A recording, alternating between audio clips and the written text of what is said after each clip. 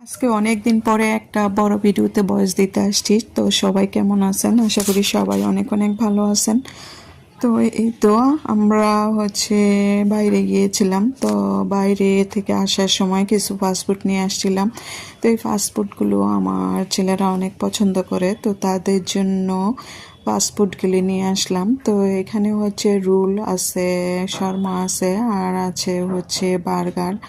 তো এই খাবারগুলো অনেক মজার আর আমার ছেলে তো অনেক পছন্দ করে। তো আমরা যখন বাইরে গিয়েছিলাম ওখানে গিয়ে মিষ্টি খেয়েছিলাম। তো ভাবলাম এটা আপনাদের সাথে শেয়ার করি। তো এটা হচ্ছে ক্ষীরমোহন, আর এই ক্ষীরমোহনটা কিন্তু খুবই মজার। আসলে অনেক দিন ধরে ভিডিওতে কোনো ভয়েস দেই না, আর ভয়েস না দিলে কিন্তু ভালো লাগে না। হঠাৎ করে দিতে গেলে কিন্তু অনেকটা আলসেমিও লাগে। তো তারপরও কি আর করা, বয়স তো দিতে হবে। তো কষ্ট করে হলেও বয়সটা দিয়েছি। আপনারা একটু ভিডিওটা ভালোভাবে দেখবেন। আর এই তো শীত মানেই পিঠাপুলি। আর আমি তো গতকালকে পিঠাগুলো বানিয়েছিলাম।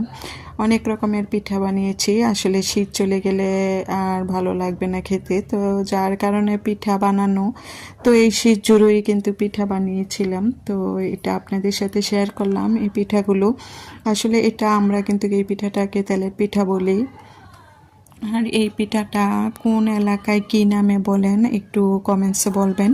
আমাদের এলাকায় কিন্তু আমরা এই পিঠাটাকে তেলের পিঠা বলি। আর এটা কিন্তু অনেক সময় হতে হতে চায় না। তো আমি হঠাৎ করে এটা বানিয়ে নিলাম। আর প্রথমে ভেবেছিলাম যে হবে না, তারপরে দেখি না সুন্দরভাবে ফুলে উঠেছে।